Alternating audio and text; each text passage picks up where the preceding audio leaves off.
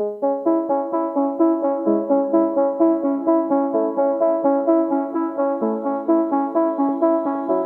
is Seasons of Discontent with your hosts Rick Snyder and Matt Combs on the Hogstye Network.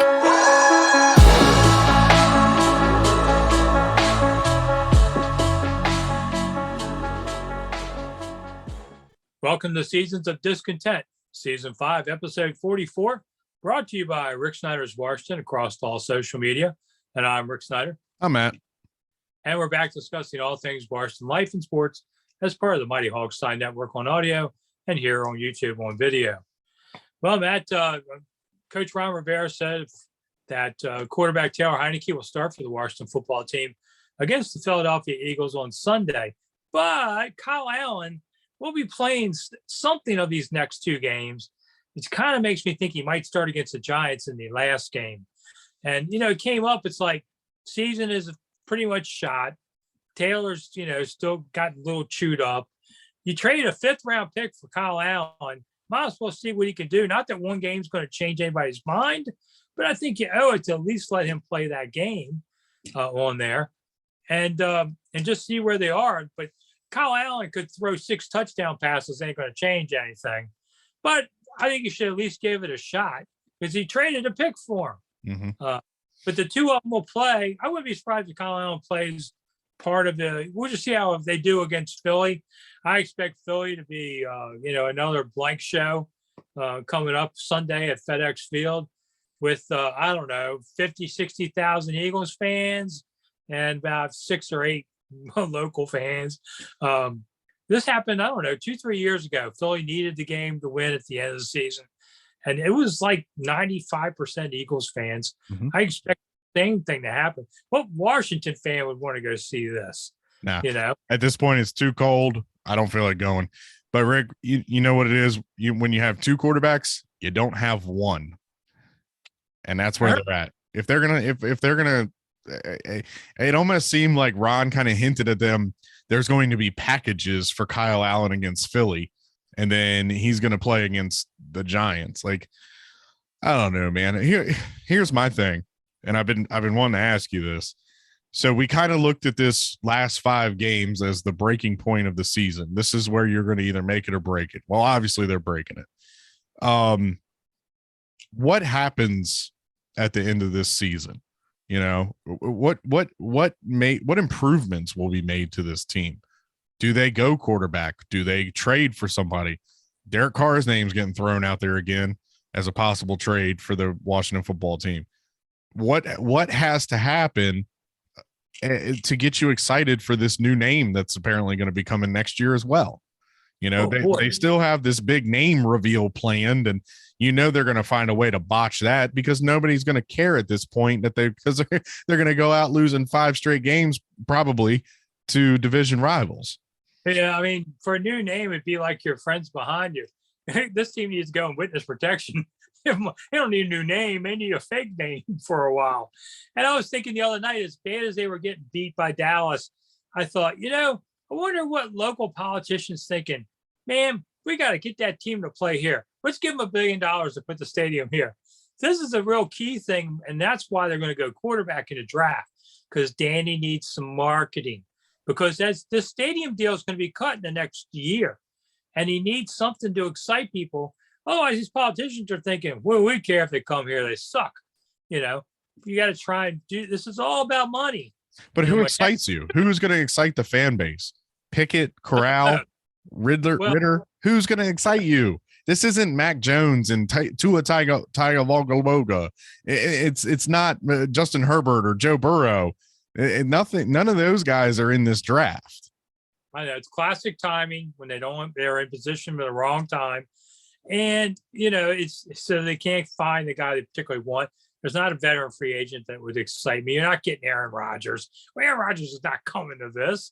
Let me leave Green Bay where I go to the Super Bowl to go play in Washington he's already got all the money. He doesn't need that. He doesn't need the money. No, it's going to end up being a guy like a Derek Carr or, a Russell Wilson towards realistically. I mean, he hasn't been in the league that long, but towards, the downslope of his career, or like I said, like a Matt Ryan, it's going to end up being a name like that, where it's kind of these middle of the road quarterbacks that are towards the end. Yeah, and it's not going to work. No. I mean, the hard part for Rivera enters year 3. And a lot of people want to think, well, you go to 5, but I don't know, man. You keep losing, you may not. But you got to let a coach pick a quarterback and develop them together. And that's been one of the fatal flaws of this franchise, is they're always out of sync with that. Right. You know, Haskins, but Jay's out the door. I mean, this has happened almost every time. You know, you got to, and it's almost like, do you want, if you're going to change quarterbacks and invest heavy, you got to change your coach too to make sure you have the right guy. Right now, they don't have the right guy to develop a quarterback. Yeah, and I mean, there's perfect examples of it all around the league. Look at Zach Taylor and Joe Burrow. Look at Kyler Murray and Cliff Kingsbury. I mean, the Kingsbury hire for the Cardinals was kind of panned around the league. Like, wow, you're going to bring in this really young offensive guy from college who has no real NFL experience. Oh, and by the way, he was Kyler's coach in college. Well, you know, what is this all about? And look, they're 10-4, you know, they're a pretty prolific offense, even without DeAndre Hopkins and James Conner. I mean, it does work that way. It does work where when you bring in your coach, you bring in the quarterback with him as a tandem. You know, they tried that with Shanahan, and, you know, they force fed him Robert, and of course Shanny wanted Kirk. But yeah, there's examples of it all around the league. I mean, hell, even Pete Carroll and Russell Wilson. I mean, he wanted Russell Wilson in the 3rd round, and it worked out. They won a championship. They went to another Super Bowl and lost because of a boneheaded call. But anyway, yeah, I mean, you know, as much as I like Rivera, and I feel like he's kind of fixed a lot of the things that were glaring issues of this team, it's still a lot of the same issues are rearing their ugly head, and it's maybe they do pull the trigger, but I don't think they will. This is the first year of the Marty and Marty show. And, you know, after the new name, I don't expect Jason Wright to be around much longer. I see bigger aspirations for him with the NFL as a whole. You know, it'll be interesting to see what happens, but honestly, if they go out and they lose to Philly and New York, I mean, even if they go out and beat New York, I mean, it really adds no excitement to this name. And especially when the name that a lot of people want is not an option, it's really going to fall flat on its face with the fans, as far as I'm concerned. Yeah, I mean, if you could win the last 2 games, and Rivera talked about this the other day, where you want to form the narrative of the off season, give a little false hope, where they say, well, if they weren't so injured, if it wasn't for the COVID, you know, the typical excuse making, and then you talk yourself into a quarterback, everybody will convince themselves, okay, this is the guy, because that's what people do. And then it doesn't work out again. We're back to wherever. But in the offseason, everybody, that's why you go with quarterbacks, because they're hope, you know, not dope. So people will convince themselves. I mean, look at every year I see this. Quarterbacks, they're not that good. They go into the combine. Ooh, did you see that? He could throw the ball 70 yards on his knees. You know, that kind of crazy. And they talk themselves into it, and then it blows up as they knew it. Many of them. I mean, quarterbacks high up are a 50-50 deal. That's been proven over the years. It's 50-50. You don't know what, like, you know, Andrew Luck, win. RG3's taken next, lose. I mean, that happens all the time. Yeah, I mean, obviously Peyton and Ryan Leaf. I mean, but you know, it's funny throughout the year, you know, just in the most recent history, you know, as far as there was a consensus number 1 overall quarterback, you know, Joe Burrow was the number 1 quarterback. Trevor Lawrence was the number 1 quarterback. You know, as much as we wanted to question maybe Mac Jones was the number 1 quarterback, it's really boils down to system, I think, with Mac Jones and with Trevor Lawrence. But, you know, there's always been a consensus. Okay, this is the guy. This is the quarterback. There isn't one of those this year. You know, even back to the Andrew Luck versus RG3, there was a consensus that Luck was number 1 and RG3 was number 2. But there was also rumors out there that RG3 may go to the Colts, you know, because they were very enticed by his athleticism. You know, I don't hear that. Yeah, Kenny Pickett's had a nice season, and yeah, everybody's laughing and smoking and joking about the fake slide that turned into a touchdown. But you do that in the NFL, you're going to get decapitated on the next play, because defensive linemen and linebackers and safeties ain't going to play that game. I've heard Matt Corral up and down. I've heard the Ritter at first was the number one, and now he's slipped down to like number 3 according to Kuiper.